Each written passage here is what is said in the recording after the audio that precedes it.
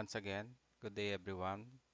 We will continue our topic for the IT Essentials version 7.0, Chapter 3, Advanced Computer Hardware.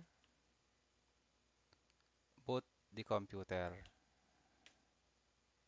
When a computer is booted, the basic input-output system BIOS perform a hardware check on the main components of the computer. If necessary hardware is detected and found to be operating properly, the computers begin to boot.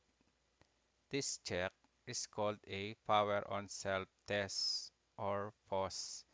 If the device is malfunction, an error or beep code alerts the technician of the problem. BIOS manufacturers use different codes to indicate different hardware problem. For example, per short beep, no error detected during the self-test. Motherboard manufacturer may use different beep codes. Always consult the motherboard documentation to get the beep codes for your computer. Installation tip: to determine if POS is working properly, remove all of the RAM modules from the computer and power it on.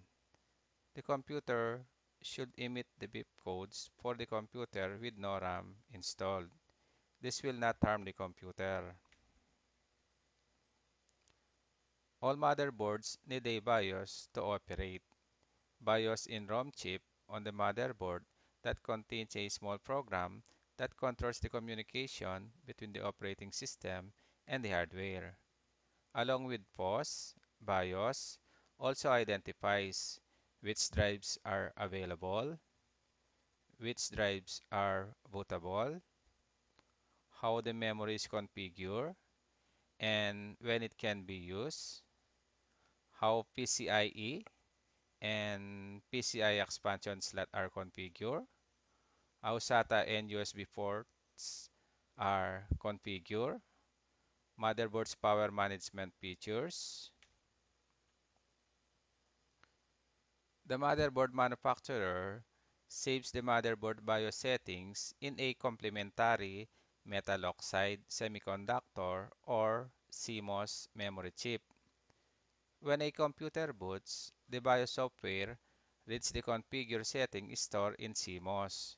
To determine how to configure the hardware, the BIOS settings are retained by CMOS using a battery. If the battery fails, important settings can be lost. Installation tip: if the computer's times and date are incorrect, it could indicate that the CMOS battery is bad or a getting very low. Most computers today run Unified Extensible Firmware Interface UEFI. All new computers come with UEFI, which provide additional features and addresses security issues with legacy BIOS. UEFI can run on 32-bit and 64-bit systems, supports larger boot drives, and includes additional features such as Secure Boot. Secure Boot ensures your computer boots to your specific operating system. This helps prevent rootkits from taking over the system. The legacy BIOS supports some security features to protect the BIOS settings. However, UEFI adds additional security features. Some common security features found in a BIOS UEFI settings includes the password. Password allow two different levels to access to the BIOS settings. Drive encryption. A hard drive can be encrypted to prevent data theft. Load check. This is security features that allow the owner to locate, lock, and delete the device. Trusted Platform Module. This is a chip designed to secure hardware by storing encryption keys, digital certificates, password, and data. Secure Boot is a UEFI security standard that ensures that a computer only boots on OS that is trusted by the motherboard manufacturer. Access level and level description, full access, all screen and settings are available, except the superior password settings, limited access, view-only access, and no access. Update the firmware. Motherboard manufacturers may publish update BIOS version to provide enhancement to system stability, compatibility, and performance. Early computer BIOS information was contained in ROM chips, and to upgrade the BIOS information, the ROM chips had to be physically replaced. Modern BIOS chips are electronically erasable programmable read-only memory, or EEPROM, which can be upgraded by the user without opening the computer case. This is called flashing the BIOS. To download a new BIOS, consult the manufacturer's website and follow the recommended installation procedures. Electrical power, wattage and voltage. There are four basic units of electricity that a computer technician must know. Voltage, measured in volts, the measure of what requires to move a charge. Current, measured in amperes, the measure of the amount of electrons moving through a circuit per seconds. The resistance, measured in ohms, refers to the opposition of the flow of current in a circuit. Power, measured in watts, the measure of work required to move electrons through a circuit multiplied by the number of electrons going through a circuit per second. A basic equation known as Ohm's law expresses how voltage is equal to the current multiplied by the resistance. B is equal to IR. In additional electrical system, power is equal to the voltage multiplied by the current, or P is equal to BI.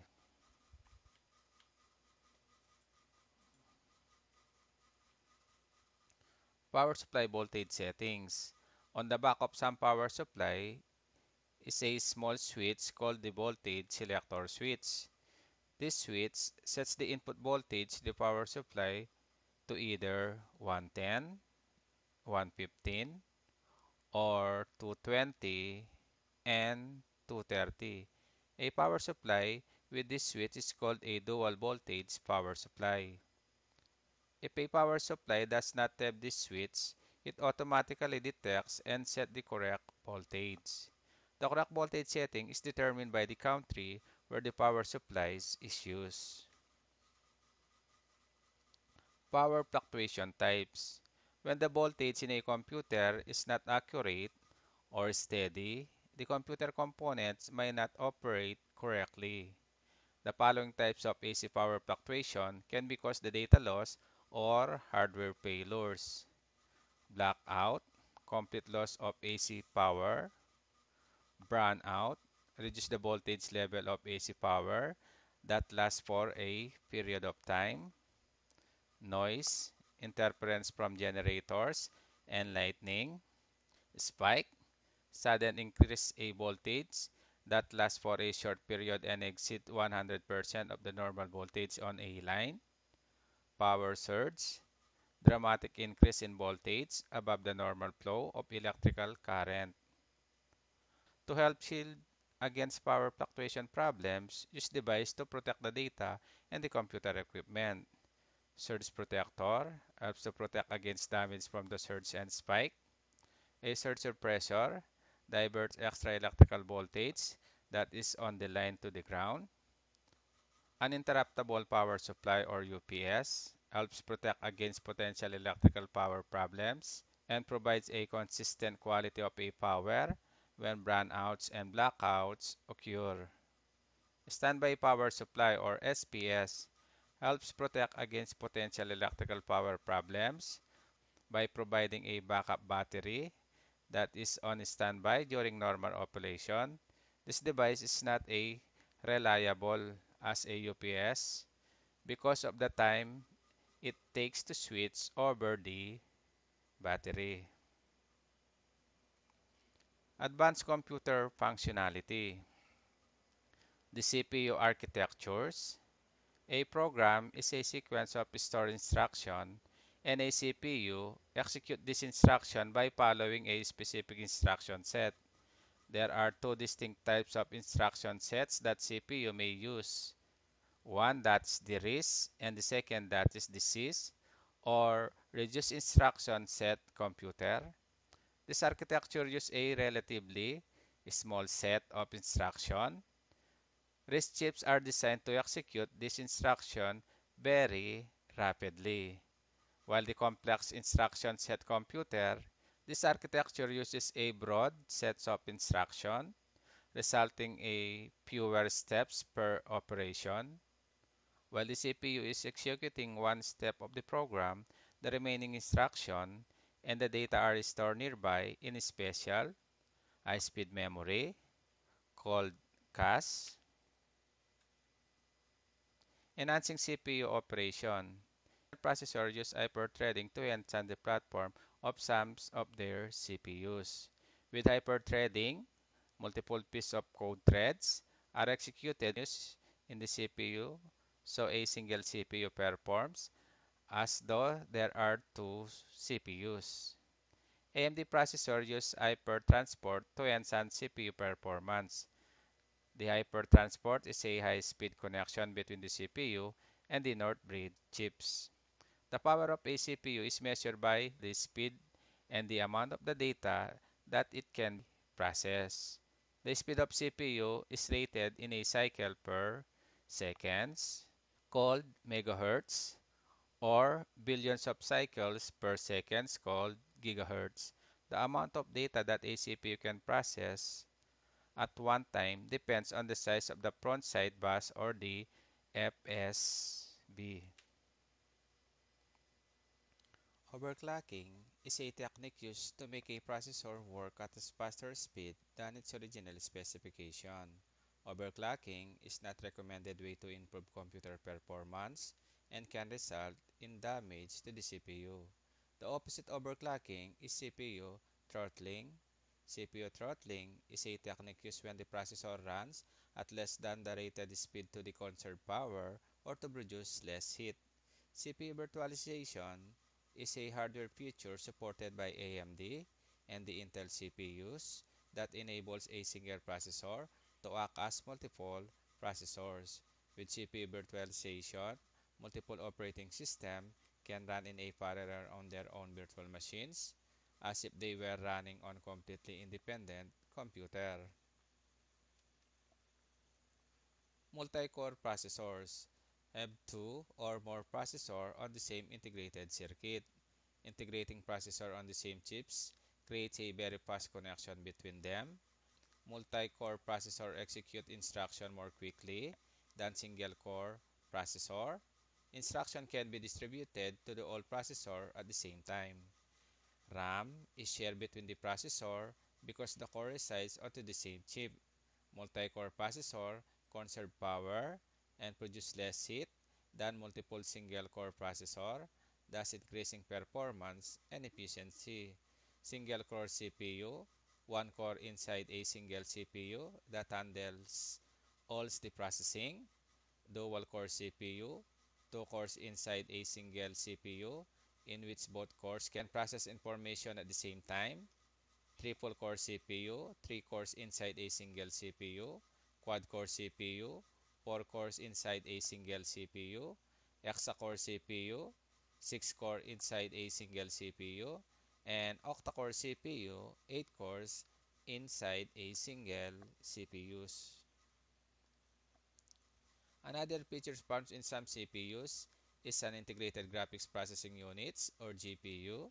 The GPU is a chip that performs any rapid mathematical calculation required to render graphics.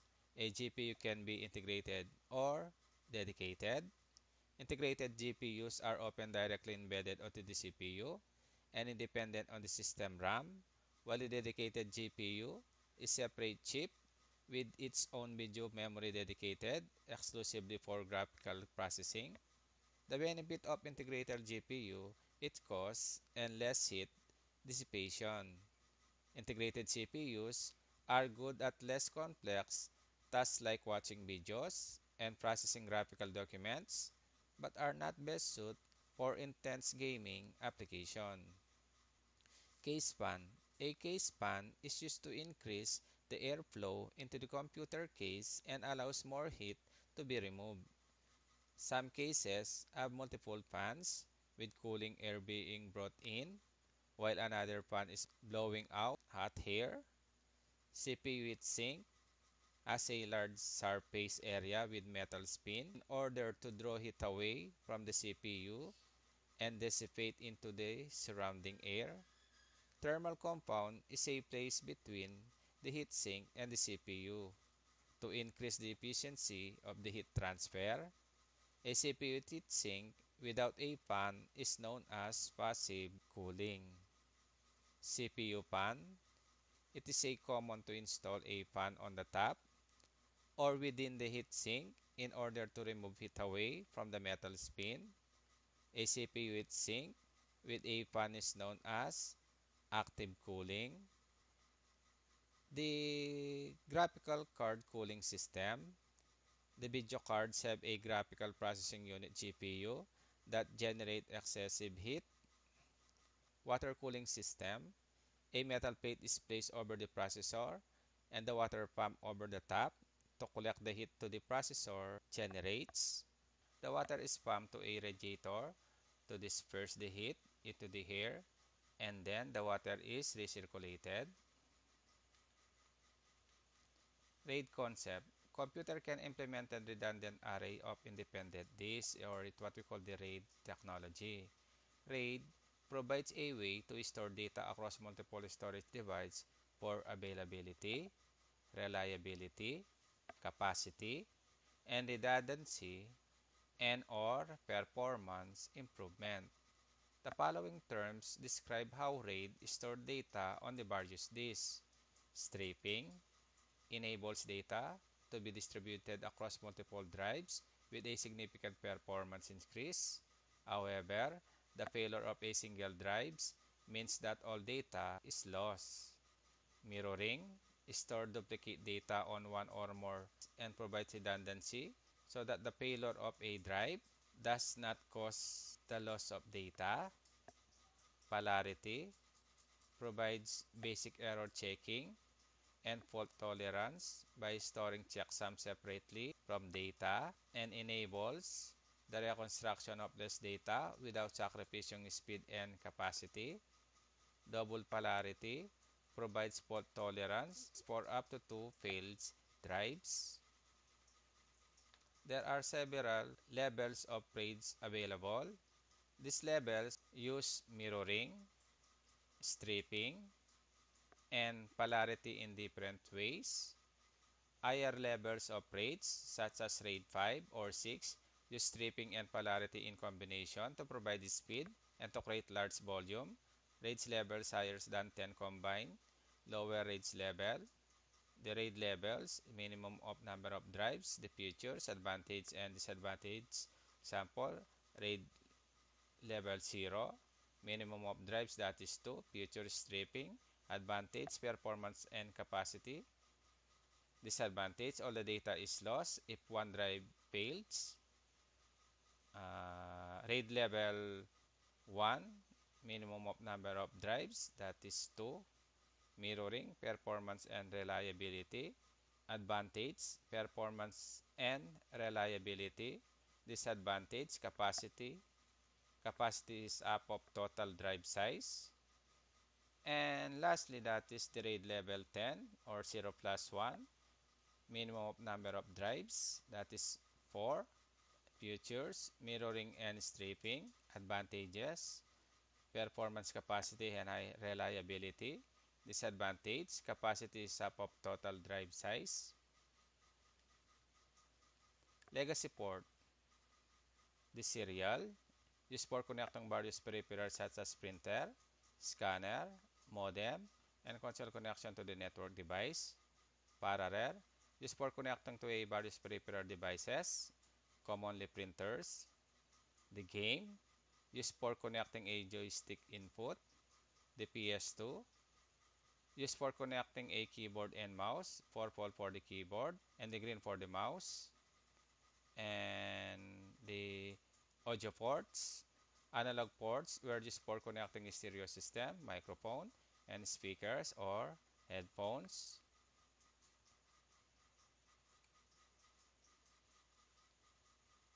Video and graphic ports.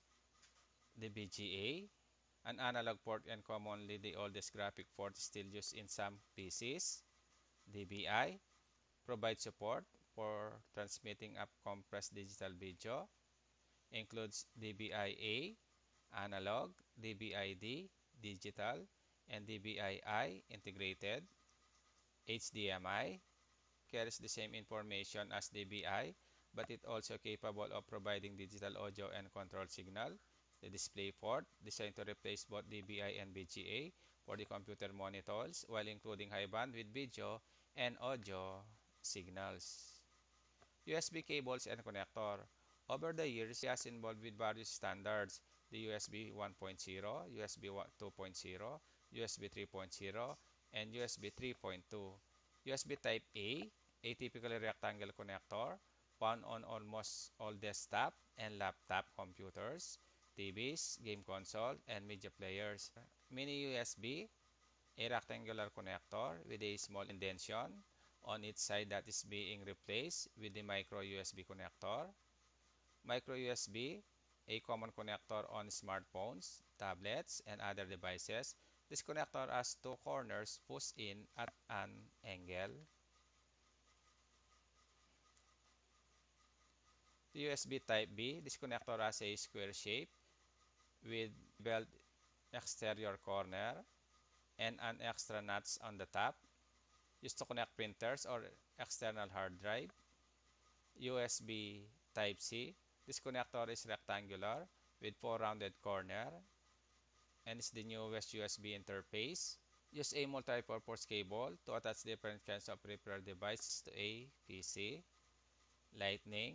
This connector is a small proprietary 8-pin connector used by Apple mobile devices such as iPhones, iPads, and iPads for both power and data.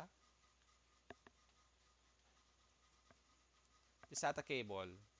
One end plugs into a SATA port on a motherboard and the other end into the back of an internal storage device. The SATA data cable does not provide power, so a SATA power cable is needed in addition to power to the internal storage device. The SATA data and power cables are key, so they can only be installed in one way, the eSATA cable. This cable is used to connect external SATA drives, and it's the key connector. The eSATA adapter. An expansion card is commonly used to provide eSATA ports. Twisted pair cables and connectors. Twisted pair cable is used in wired Ethernet networks and older telephone networks. Twisted pairs, unshielded twisted pair UTP cabling, is the most common form of twisted pair cabling and uses colored code insulated copper wires. Shielded twisted pair (STP) also use color-coded insulated copper wires but includes foil or braiding as well. RJ45. Its end of UTP cable must be terminated with an RJ45 connector so it can be plugged into an Ethernet port. RJ11. Older telephone networks use a 4-wire UTP cable terminate with an RJ11 connector.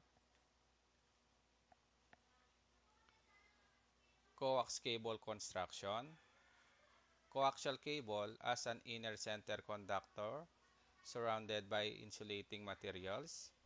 The insulating materials is surrounded by a foil shield, which is used as an outer conductor and also shield against electromagnetic interference or EMI. RG6, a heavy gauge cable with insulation and shielded for high bandwidth, high frequency application, internet, cable TV, and satellite TV. RG59, a thinner cable similar to the RG6, used for low bandwidth and low frequency application, analog video and CCTV. BNC, an older connector used with digital or analog audio or video.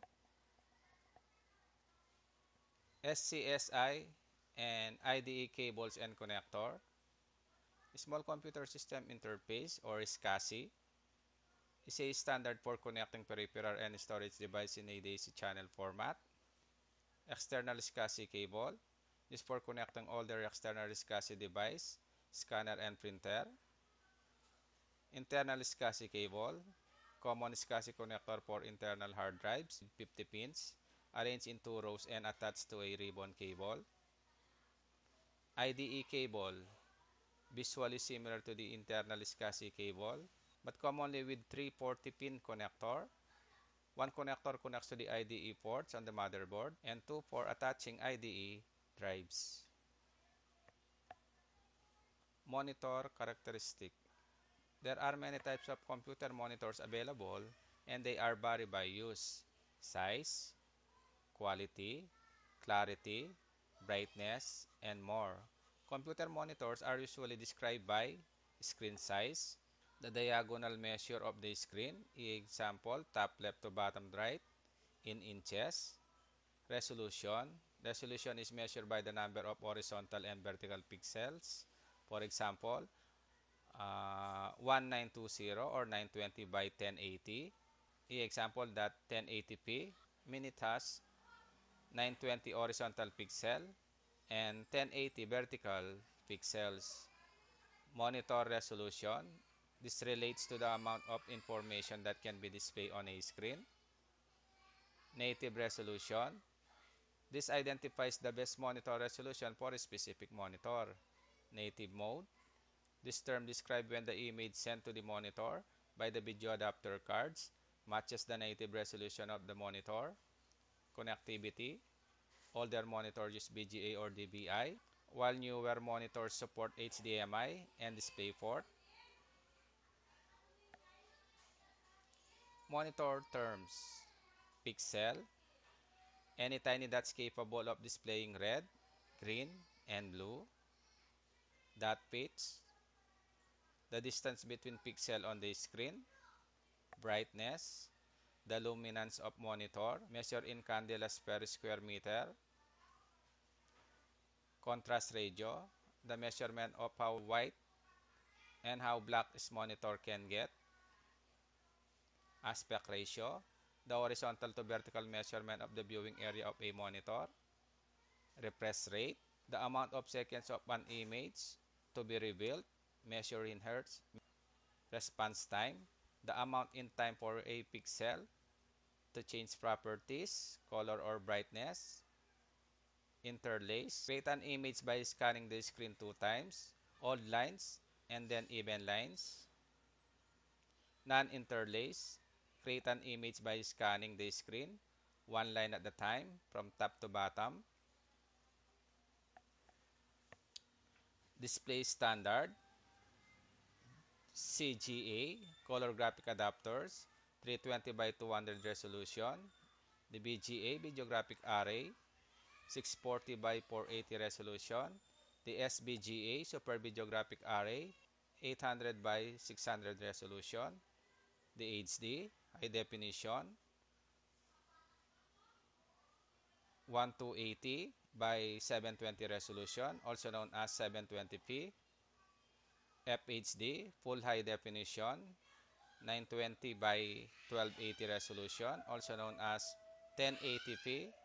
QHD, quad high definition, 2560 by 1440 resolution, also known as 1440p. UHD, ultra high definition, 3840 by 2160 resolution, also known as 4K. Using multiple monitors. Adding monitors can increase your visual desktop area and improve productivity. The added monitors enable you to extend the size of the monitor or duplicate the desktop so you can view additional windows. Many computers have built-in support for multiple monitors. To connect multiple monitors to a computer, you need to enable your computer to support multiple monitors, gather the appropriate display cable. Computer configuration. Motherboard upgrade. Computer needs periodical upgrades for various reasons. Use User requirements change.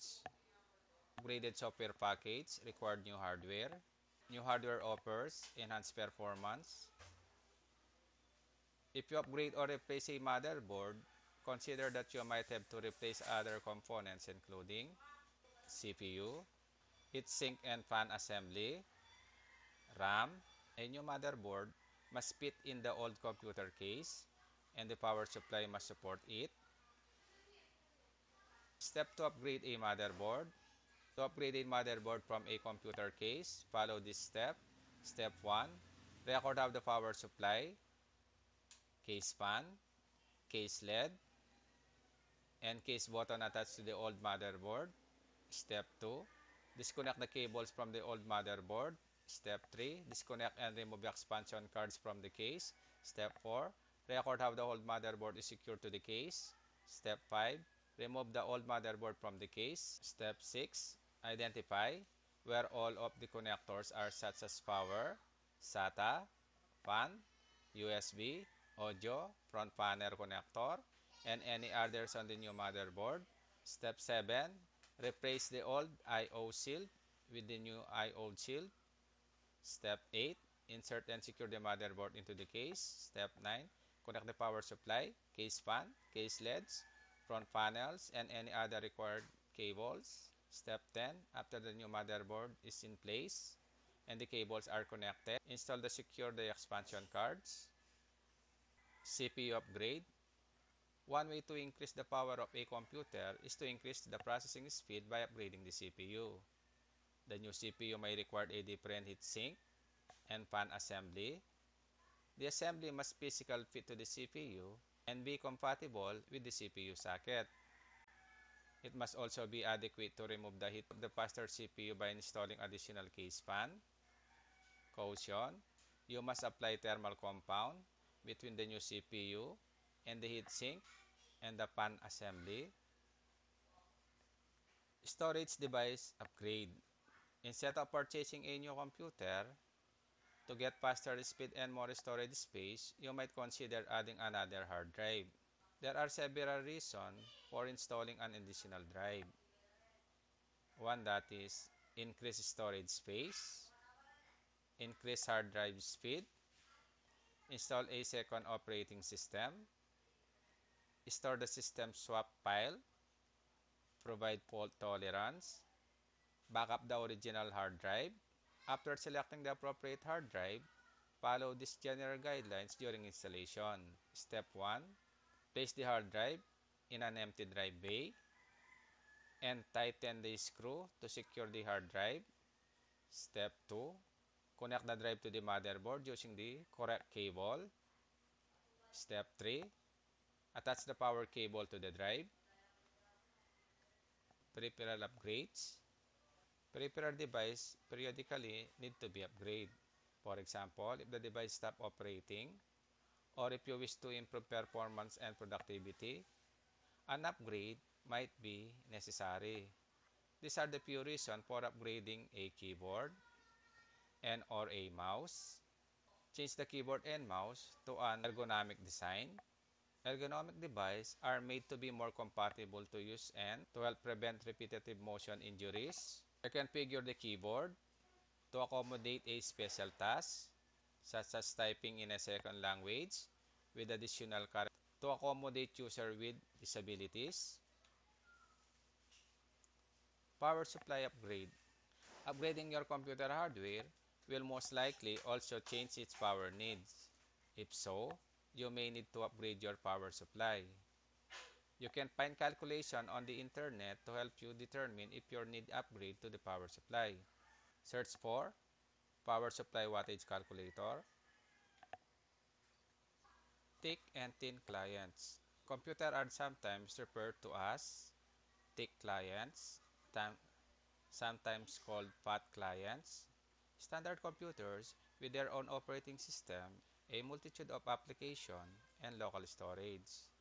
They are standalone systems and do not require a network connection to be operated, as all of the processing is performed locally on the computer.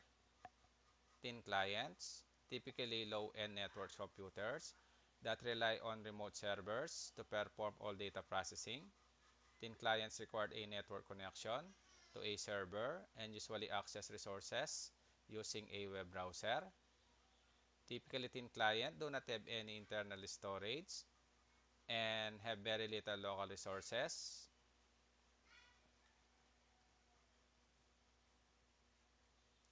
NAS, network attached storage.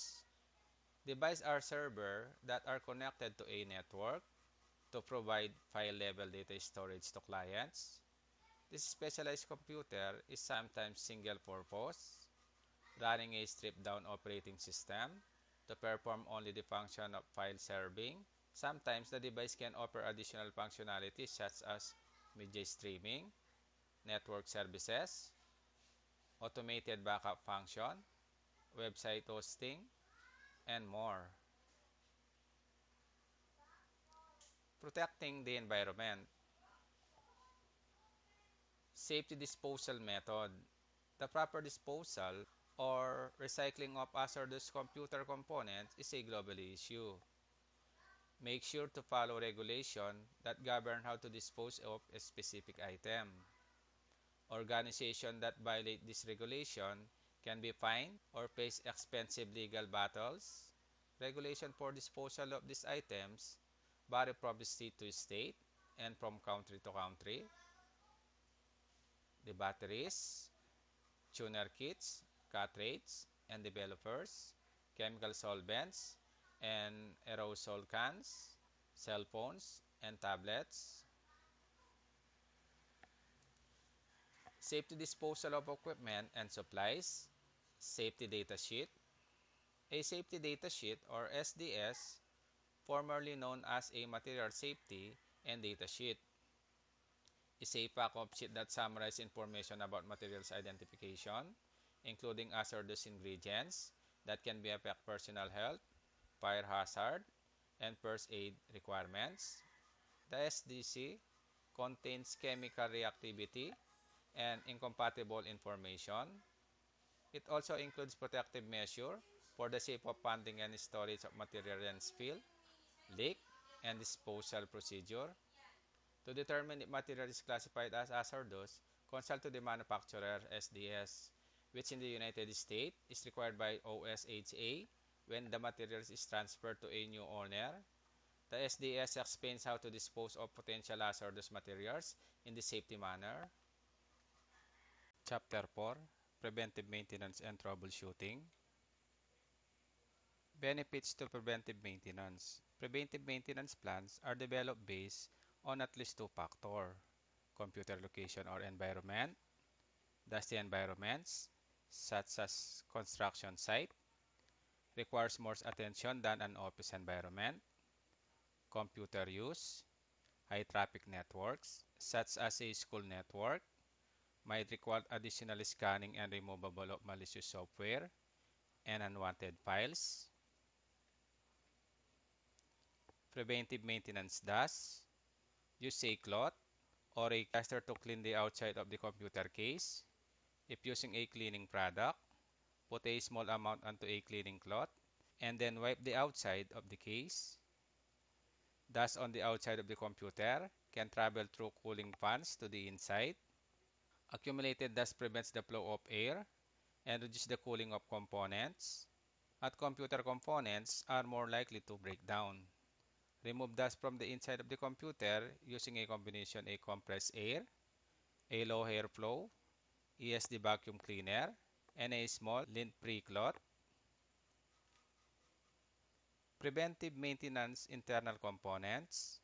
A basic checklist of components to inspect for dust and damage includes CPU heatsink and fan assembly, RAM modules, storage devices, adapter cards, cables, power devices, keyboard and mouse. Preventive maintenance, environmental concern.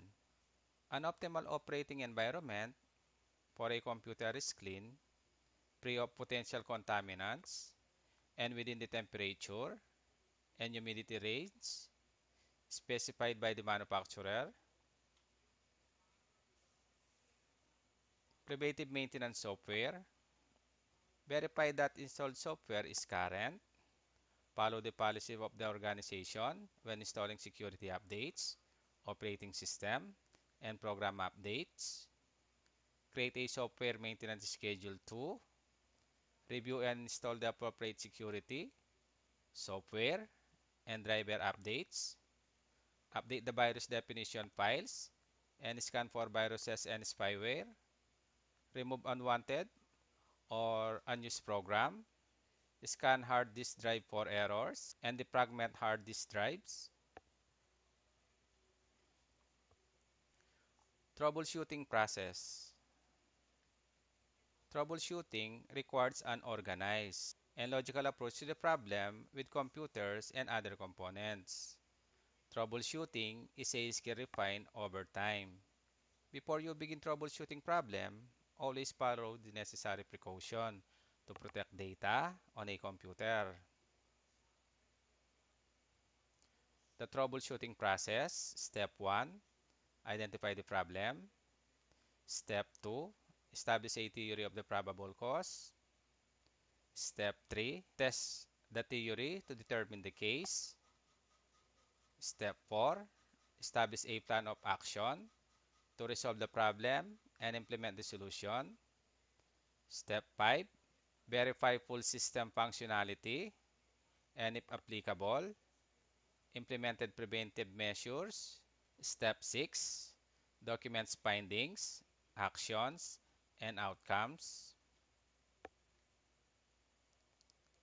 Identify the problem, customer information, company name, contact name, address, phone number, computer configuration, manufacturer and model, operating system, network environment, connection type, problem description, open-ended question, close-ended question, error message, debug sequences, LEDs, pause. Step 2, establish a theory of probable cause.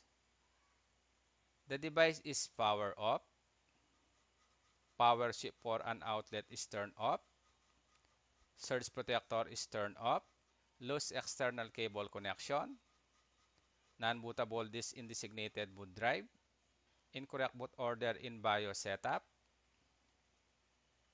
Step 3, test the theory to determine the cause. Common step to determine cause. Ensure the device is power on. Ensure the power switch for an outlet is turned on. Ensure the surge protection is turned on. Ensure external cable connection are secure.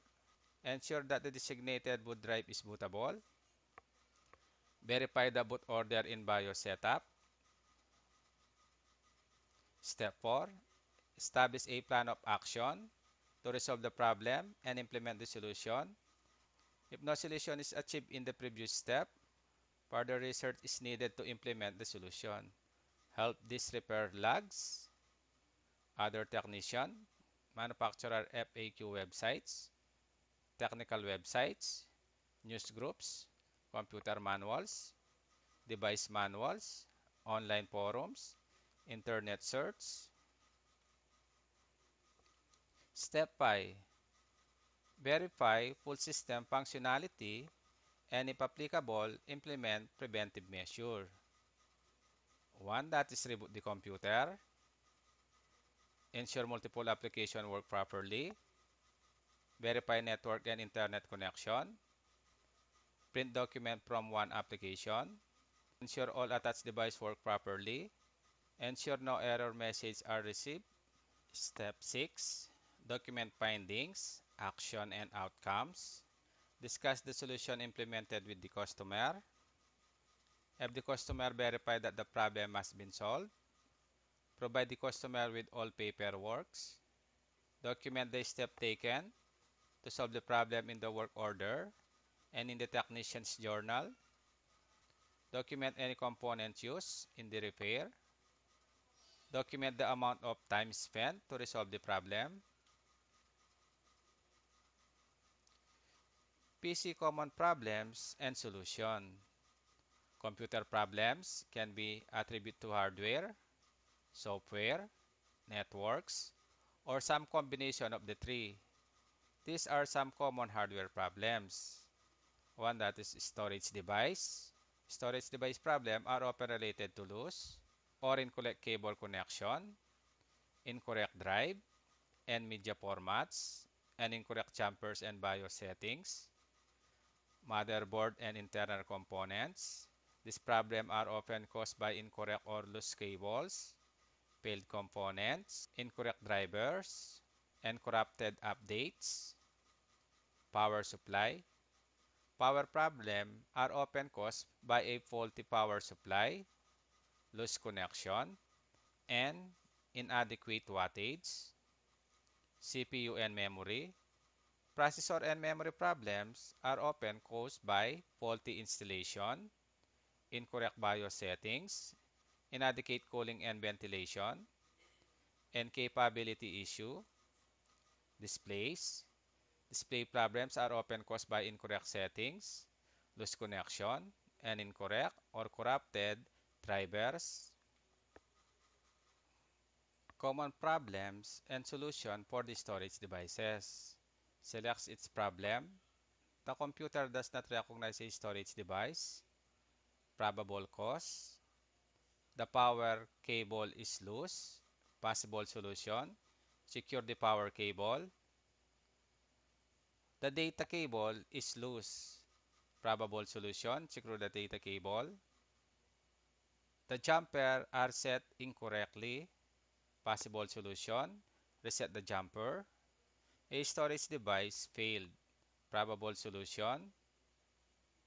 Replace the storage device. The storage device settings in BIOS are incorrect. Probable solution. Reset the storage device settings in BIOS. The clock on the computer is no longer keeping the correct time, or in the BIOS setting are changing when the computer is rebooted. The probable causes. The CMOS battery may be loose. Possible solution. Secure the battery. The CMOS battery may be drained. Possible solution. Replace the battery. Identify the problem. The computer will not turn on.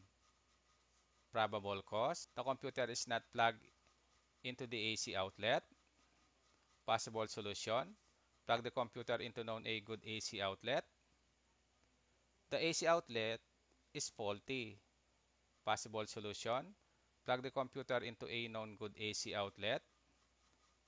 The power cord is faulty. Possible solution. Use a known good power cord. The power supply switch is not turned on. Possible solution. Turn on the power supply switch. The power supply switch is set to the incorrect voltage. Possible solution. Set the power supply switch to the correct voltage settings. The power button is not connected correctly to the front panel connector. Possible solution. Correctly orient the power button to the front case panel connector and reconnect. The power supply has failed. Possible solution. Install a non-good power supply.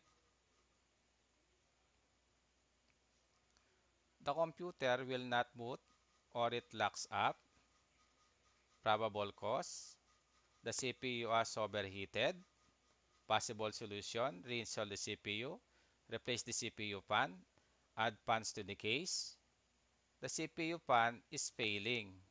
Possible solution. Replace the CPU fan. The CPU has failed. Possible solution. Replace the CPU. Display as power but no image on the screen. Probable cause. The video cable is loose or damaged. Possible solution. Reconnect or replace the video cable. The computer is not sending a video signal to the external display. Possible solution. Use the function key along with the multiple purpose key To toggle the external display, personal reference tools. Personal reference tools. Personal reference tool include troubleshooting guides, manufacturer manual, quick reference guides, and repair journal. In addition to an invoice, a technician keep a journal of upgrades and repairs, notes, make notes as you go through the troubleshooting and repair process. Refer these notes to avoid repeating steps and to determine what needs to be done next. Journal. Include description of the problem, possible solution that have been tried to correct the problem, and the step taken to repair the problem. Note any configuration changes made to the equipment and any replacement part used in the repair. Your journal, along with your notes, can be valuable when you encounter similar situation in the future. History of repairs. Make a detailed list of a problems and repairs, including the date, replacement parts, and customers' information. The history allows a technician to determine what work has been performed on this specific computer. Pass. Internet reference tool. The internet is an excellent source of information about specific hardware problems and possible solutions. Internet search engine, news group, manufacturer FAQs, online computer manual, online forums and chat, technical websites.